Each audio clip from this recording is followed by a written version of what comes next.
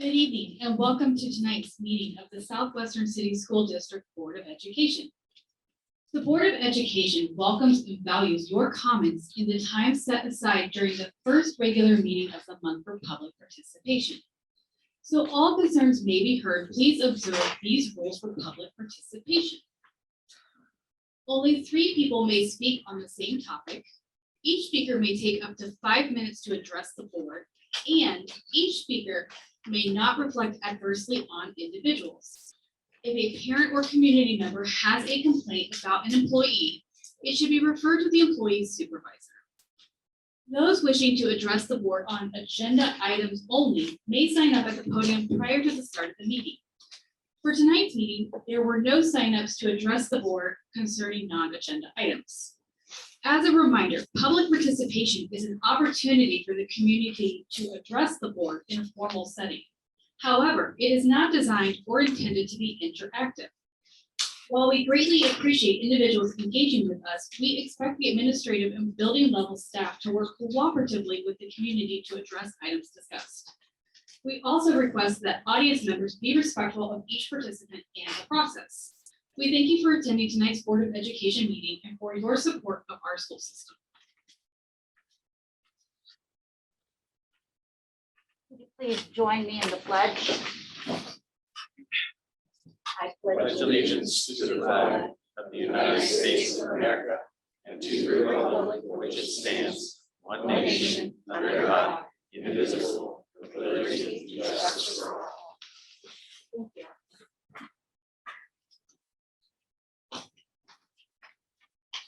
Welcome to the August 8th, 2022 regular meeting of the Southwestern City School District Board of Education. Roll call. Mr. Bosso. Here. Mr. Caldwell. Here. Ms. Martindale. Here. Mr. Schreiner. Here. Ms. Johnson. Here. We need a motion to adopt the agenda for tonight. So move, Schreiner. Second, Caldwell. Thank you. Any additions to the agenda? Seeing none, roll call. Mr. Schreiner. Yes. Mr. Caldwell. Yes. Mr. Bosso. Yes. Ms. Martindale. Yes. Ms. Johnson. Yes. Now we need a motion to approve the minutes from the July 11th board meeting.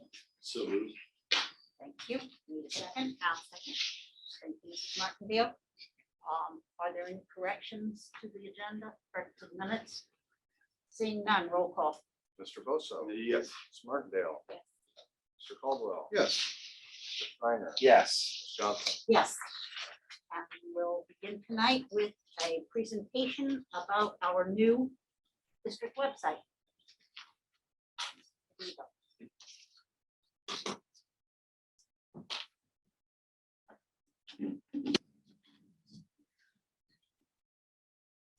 Good evening, President Johnson, Vice President Caldwell, Board of Education, Dr. Wise, and Mr. Garside. Trust, openness, investment, involvement, commitment. These 5 dimensions of the organizational public relationship as prescribed by John Lettingham and Steve Bruning characterize our ongoing mutually beneficial public relations efforts.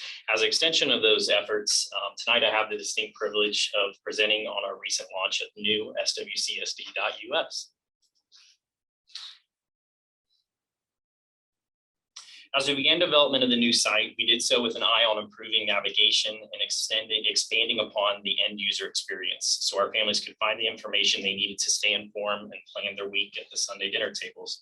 The website uses a content management system that is both scalable to staff users, a variety of varying technology skills on the back end on our side, and then contains an array of content display options that convey our district branding and messages to family, along with our SWCSD Pride initiative. So just to kind of a brief walkthrough on some of our functionality pieces. So whenever you see this logo here at the top, and for parents and staff members in the audience, you click on that. That's your quick pathway to coming home. If there's something that you can't find in one of our new navigation items up at the top, a quick search feature will give you now a comprehensive search of the website to be able to go through and find what it is you're looking for. As you can see here, obviously we wanted to embed within our district website, again, just pride points of our great kids doing great things, which is, again, a little bit of a motivational piece with supplemental images throughout. As you scroll down too, this is a new feature as well. So district news a little bit more prominent in terms of pertinent back to school information. That's our one-stop shop FAQ for all things open houses, food services, back to school start times, registration. And then as you can see, when we go throughout the year as well, you can toggle back to find other articles as well as we continue to build upon that. Our new upcoming events feature offers this kind of dynamic pop out of upcoming district supported events, such as our regular meeting of the Board of Education tonight, along with our PTA events, as well as you can see dedication on the forefront coming up. Again, from a point of pride, for those who are or aren't for varying degrees interested in engaging on social media, you don't have to have an account to access to get up-to-date information for us. It's all displayed here in these two different panels of recent posts that you can scroll back through for recurring announcements and events. At the bottom here, we have a in-house staff intranet in-house website where I've expanded that over here. So it has recurring documents our staff needs to essentially support the ongoing functions of our kids throughout the day, from professional development to newsletter starters, you name it. We have all these different things in there from an employee standpoint. We also have benefits and wellness pieces, any kind of forms they might need as a part of their operational roles within the district as well. And then if I go back to the other side, our vibrant community has quick links to some recurring things that, again, show our pride and support within the community, for Parks and Recreation to our Top 55 initiative for admittance into athletic and music related activities within the district. As we can see, I know we got a representative from Westland Area Business Association, so there's my plug there, as well as Southwest Public Library. So again, our goal, whether it's the development of our community section or social media hub, again, some of those supplemental visuals throughout here, again, is to convey pride in what it is we do and repackage it in a way that's serviceable to our families. So thankfully, throughout this process, our department leads and my predecessor had done a phenomenal job at organizing content in a way that made the migration from the old website onto our new website. And I'd like to thank Brian Mulvaney's team for assisting with that as well. Done in a way that it just simply made that process holistically a lot easier. So looking back over some of the data points moving forward too, so peak traffic times throughout the year, we had back in January was our highest point within the last year with 124,000 public page views of our district webpage. So again, just conveying the need and how frequent it is to make sure content is up to date.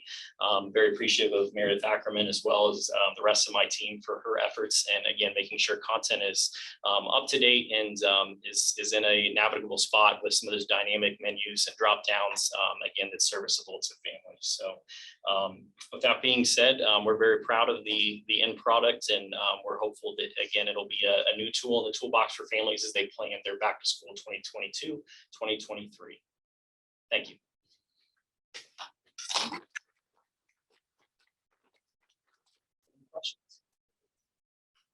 Question, just, it's amazing. Going for what we had to what we have, it's transformative. I mean, you did a great job. Team did a great job. We appreciate it. Appreciate it. Thank you.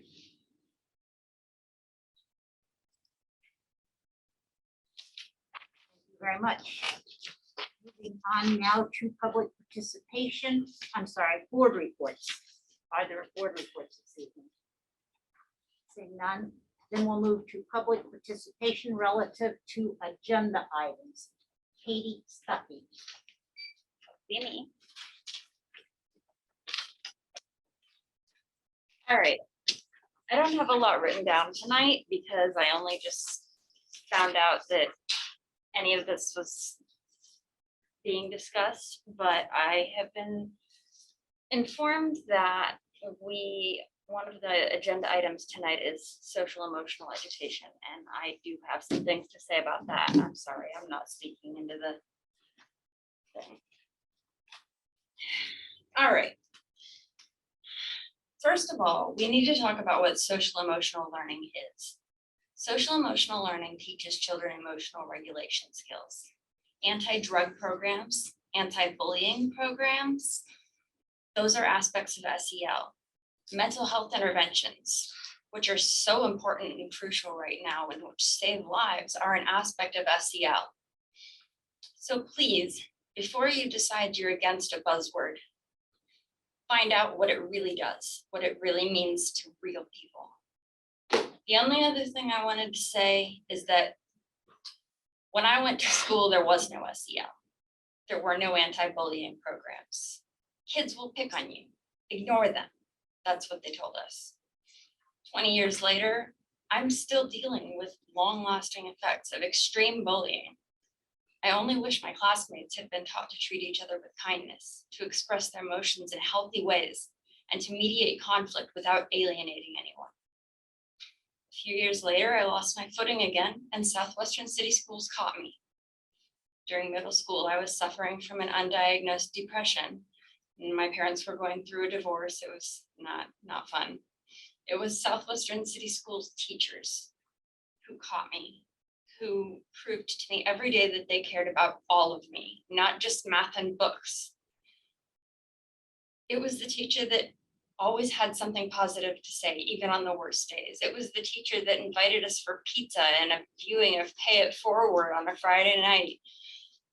It was those things that made my experience with Southwestern City Schools excellent as far as anyways.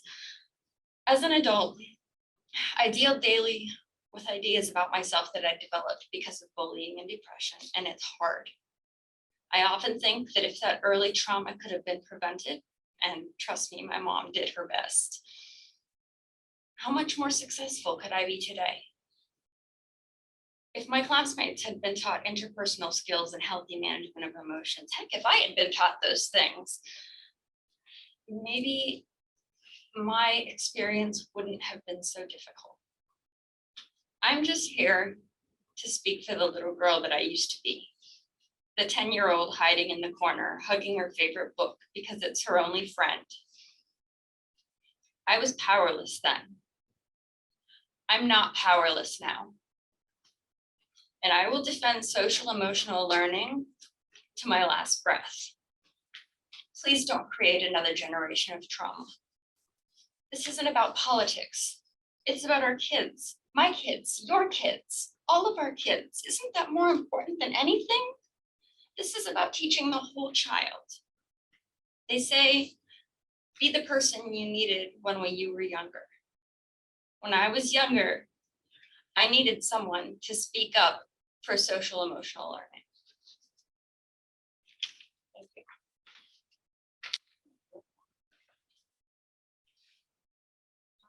Frederick.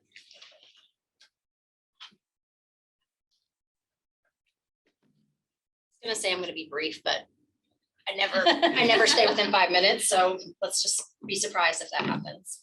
I'm not gonna say everything I was planning on saying because Katie very eloquently and personally described how important SEL is and how important it was to her. But I did just want to touch on a couple of points because I had never heard of SEL prior to like in this last year. I know what the programs are, I know what the programs do, but I didn't know what it was called. So I've been talking to a lot of teacher friends, trying to educate myself. What is SEL? You know, I've talked before about my son who's ill, and he has a tutor who is an intervention specialist in the district. And so I ask her a lot of questions, and she's told me a lot about SEL and how far back it goes, how long they've been doing SEL in schools. So I just wanted to touch on a couple of points that I thought were important that haven't been said yet, that teachers have said specifically to me. SEL is not new. It's long before it was a buzzword and being thrown around in political forums. It was just, you know, used to describe the programs like Katie talked about. It actually, the modern SEL movement, I mean, it dates back all the way to ancient Greece. Plato talked about it in the Republic. Like it's a long, you know, concept that wasn't necessarily called SEL. But the modern SEL movement started taking place in the early 1990s, with it really being involved in schools, though I don't know about in Southwestern City School District, in like the mid 1990s. Socio-emotional learning describes the mindset, skills, attitudes, and feelings that help students succeed in school, career, and life. At its core, it focuses on students' fundamental needs for motivation, social connectedness, and self-regulation. It helps our students better understand and identify their own emotions. It helps them regulate, which, I mean, if we look at generations prior to us that never were taught self-regulation or emotional regulation, you couldn't have big emotions, you got in trouble, you know, you weren't supposed to be seen or heard, or you weren't supposed to cry, especially if you're a boy. Like, all those things created this toxic emotional environment for the adults when those kids became adults. And we have learned from that. So now we try to teach children how to self-regulate. And as they learn how to do that, we can aid them. And not every home or community has that type of support at home outside of the school for all the kids. So the reason why it's so important to have it in schools is so that all of our kids can be supported and taught those skills. It's important because if they aren't, the kids that are taught those skills have an advantage in life. An emerging benefit of SEL instruction is that it builds the emotional intelligence and agility that businesses and industry is starting to name as among the most desired workforce skills currently. For both their well-being and their future economic opportunities, SEL is power for kids.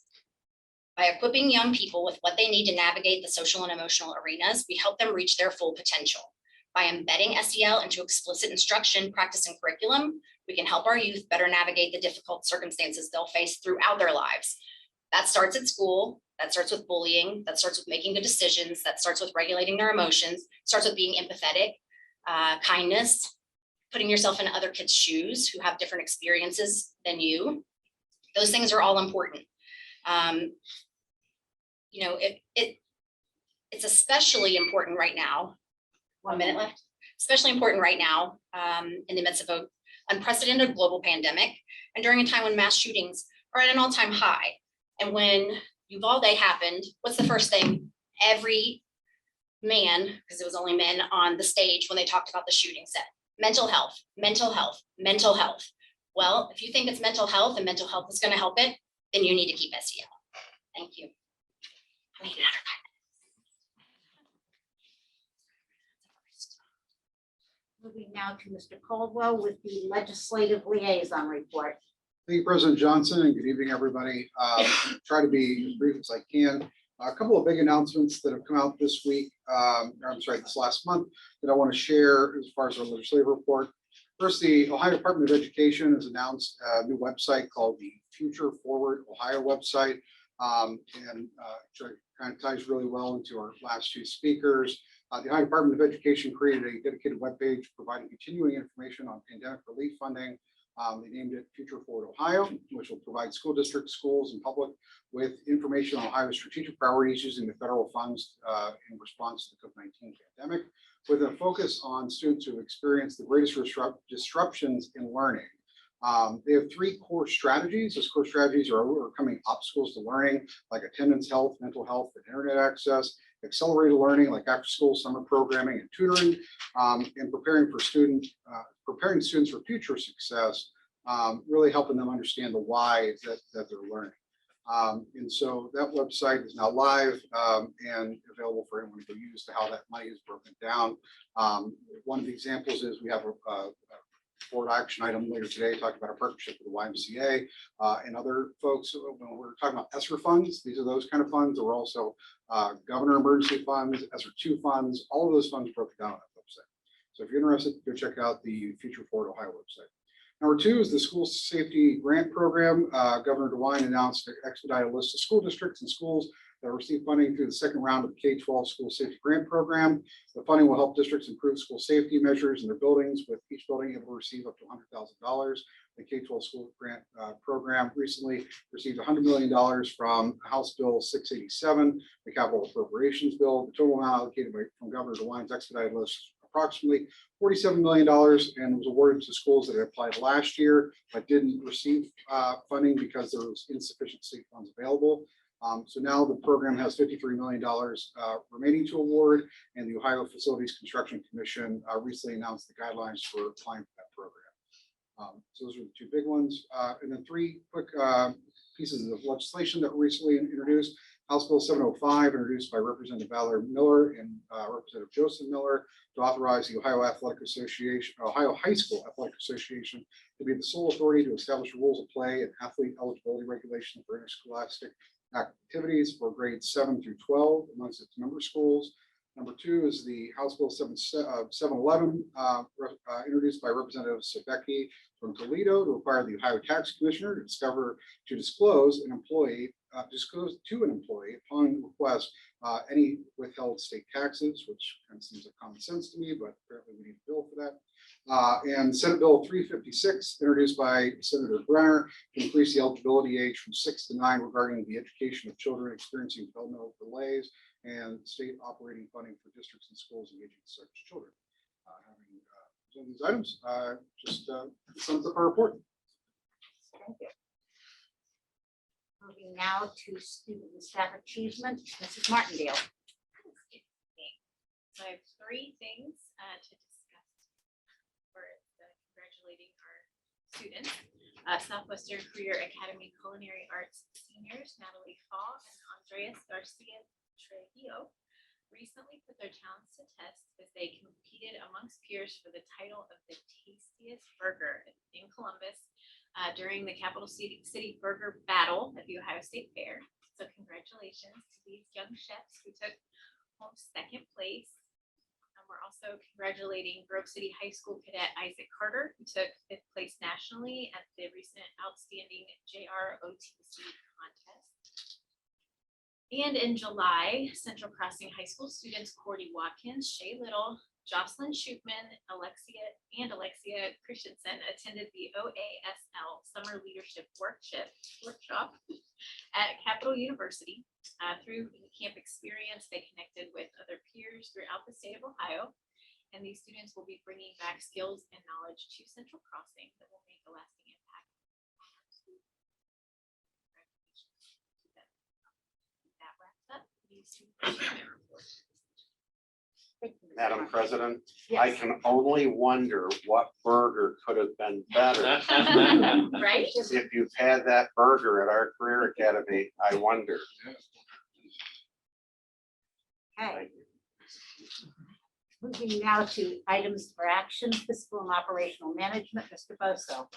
Thank you, Madam President. On the agenda tonight, under fiscal and operational management, we have 10 action items. The first is revised temporary appropriations for the fiscal year 2022 and 2023, Exhibit X1. It's recommended the Board of Education approve the revised temporary appropriations. Item number 2, the investment and financial statements for July 2022, Exhibits X2 and X3. It's recommended the accordance with section 135.14 of the Ohio Revised Code, the Board of Education approved July's investments, Exhibit X2, and the cash positions report for the month of July 2022, Exhibit X3, as submitted. Total investments $391,196,247.24. Interest earnings month to year to date is $480,312.29. Interest rates 0.10 to 3.00%. Item number 3, payments of bills, Exhibit X4. It's recommended the Board of Education approve the payments of bills according to the list of checks for the month of July 2022. Item number 4, donations, Exhibit X5. It's recommended the Board of Education accept the donation of $600 as detailed in Exhibit X5 and authorize letters of appreciation to the donor. Donations are always appreciated by the Southwestern City Schools. Item number 5, the authorization to pay the bills in accordance with section 5705.1 or 0.41 of the Ohio Revised Code, Exhibit X6. It's recommended the Board of Education authorize the treasurer to pay the bills for July, which were not processed in accordance with section 5705.41 Ohio Revised Code. Item number 6, resolution to participate in the Meta Solutions Cooperative Purchasing Program. It's recommended the Board of Education approve the resolution to participate in the Meta Solutions Cooperative bus purchasing program. The Meta Solution heads up a cooperative to, with 300 other districts in the state. And with that purchasing power, they leverage bus manufacturers to get the cost of buses down. A little background on that. Number 7, the approval of the real estate tax exemption and authorize the execution of the revenue sharing agreement with Prairie Township. It's recommended the Board of Education approve this resolution, authorize the execution of the revenue sharing agreement as presented, which is Exhibit X7. This is a non-tax increment financing, a TIF that ensures the district will receive the proper property taxes as if there was no incentive put in place. The township will be required to distribute that tax owed to the district twice a year as collected. This TIF area is across from the Galloway Road Sports Complex is what we're dealing with. Item number 8, renew the membership in Ohio Coalition for Equity and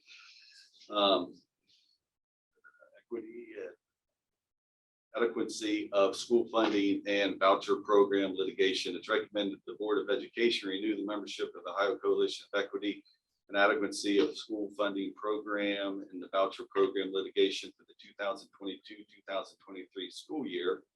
Combined dues for both are $2 per student. Our enrollment most recent is 21,258, which comes to 42,516.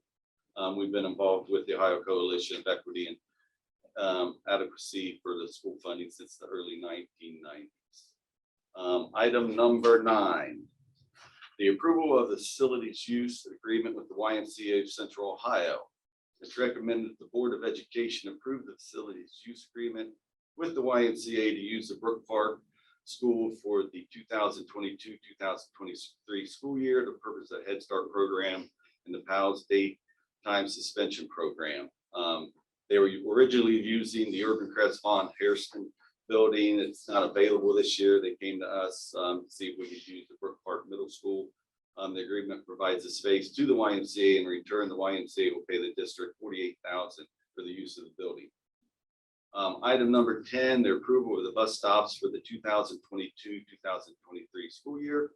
It's recommended the Board of Education approve the resolution to approve the bus stops for the 2022-2023 school year as presented. These bus stops are confidential for the sake of the safety and security of the students.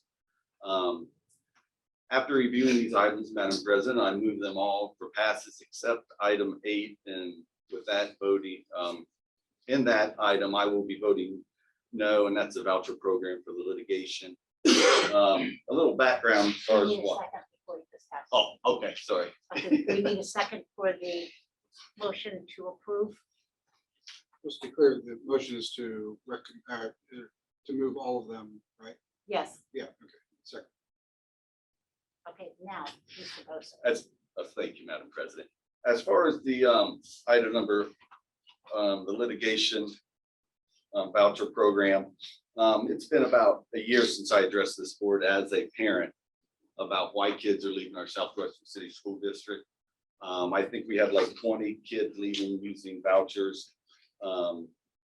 After being here 8 months, I can see some of the things that parents are worried about. I myself, as a parent, have a 6 or 15-year-old daughter in this district, and I find many concerning things that parents are concerned about along with me. We have boys going to girls' restrooms. We hide things from parents in the sake of protecting kids. We treat students differently because of the color of their skin in the name of equity. We push gender identity rather than on our kids. We have kids acting like cats and dogs in our school district. All of these are under the Title IX, and I just think a lot of it's nonsense. And I know it's Title IX and everything, but we got to start standing up to this. I know the only one of this board members up here is me with a daughter in this school, and I don't want some boy going in the bathroom with my daughter. I know there's a lot of other parents I talk to feel the same way about this. I think, like I said, I think it's a lot of nonsense, and I can see why parents are worried about our schools, you know? And who are we to tell parents what's best for their kids, to be honest. I mean, if they think their kids are gonna do better in another school, I'm all for whatever is best for any kid out there. So I would like to see us fix our schools, and I know that's an uphill battle.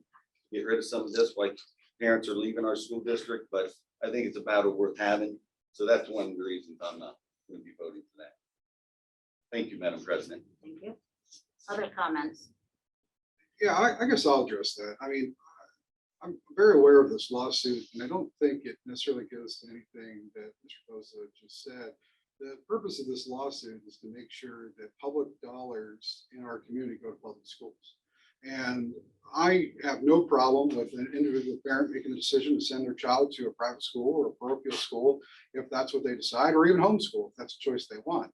But public tax dollars should not be funding private institutions. They should be funding public schools. That's why we pay taxes to our local school district, is to fund our local schools. And so this lawsuit's aim is to make sure that our schools are properly funded in the most equitable and adequate way possible.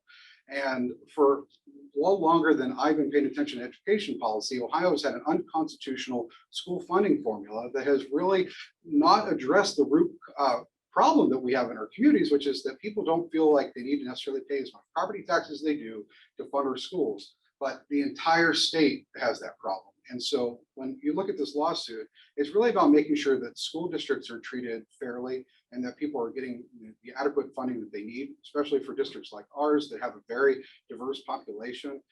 Some of the, I want to use my words carefully here, some of the culture war issues that I think were addressed have nothing to do with this lawsuit. And those are policy decisions that can be made by this board, the state of Ohio, the State Board of Education, the state legislature, the federal legislature, but not necessarily have anything to do with the lawsuit against, or the lawsuit involving the Ohio Equity Coalition. And so that's why I will proudly support this, because I believe that all public funds should go to public, or all public school funds should go to public schools. And we should be subsidizing for-profit charters or other non-public schools. Other comments? I do, I have a question. Do we know how many years have we been paying this $40,000+ into this fund? And are they getting anywhere, or do we just continually pay $40,000+ every year and nothing is moving forward? Do we know how long? It's only been a couple of years for this amount of money. Before that was 50 cents per child. So it's 50 cents per child. When the voucher program came in, it was, I believe this is the second. So it's 50 cents for now it's $8. So just an additional comment. I'm going to be voting no on it, just simply because I don't, especially with all the bills that we know that are up to be voted on, including the backpack bill, like voters in the state of Ohio are looking to people to use their tax dollars to fund their child's education the way they see fit.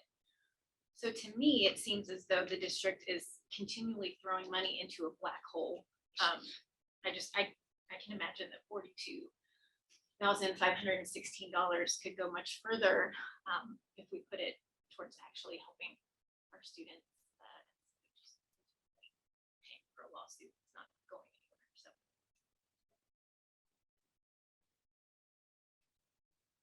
Madam President. Yes. And but I mean, I support as far as the funding in the first part of that. It's just the litigation against parents taking their kids other places with other kids.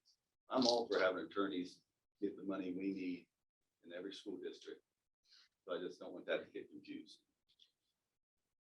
Thank you.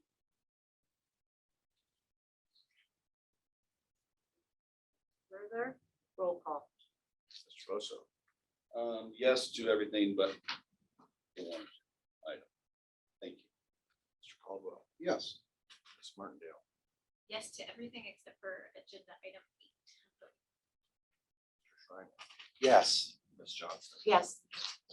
Moving now to curriculum, Mr. Caldwell. Thank you again, President Johnson. Several items for action under curriculum tonight. The first is YMCA of Central Ohio Head Start Program. The Southwestern City School District Board of Education is recommending partner to continue our collaboration with the YMCA of Central Ohio. The contract period for the YMCA of Central Ohio is for 12 months from April 1st, 2022 to March 31st, 2023. Second action item is also with the YMCA of Central Ohio, and this is for our social emotional learning program.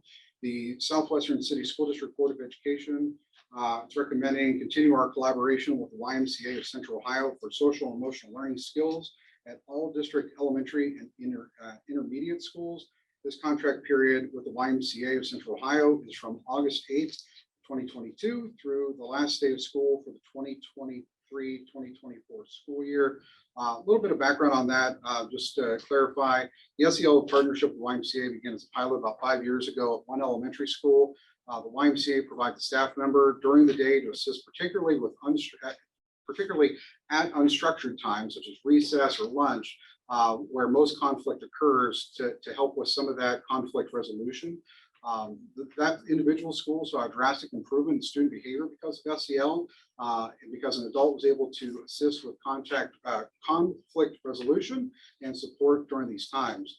Last year, we utilized ESSER funds, which I mentioned a little while ago, to attempt to provide one person at each of our elementary and intermediate schools. Unfortunately, because of the human capital crisis that we have, we weren't able to staff every single school that we wanted to. But in those schools where we did have these SEL folks from YMCA, they made a considerable improvement in the social emotional behavior of our students. In addition to that, we also have the middle and high schools that will continue with the paper tutoring program to receive additional supports. And again, this is 100% funded through ESSER funds, federal funds. This is not at local taxpayer expense. So that's item number 2. Item number 3 is the I Know I Can. The Southwestern City School District Board of Education's recommending to continue our collaboration with I Know I Can to provide programs and services with a focus on college and career readiness for high school students. That contract will run from September 1st, 2022 through August 31st, 2023.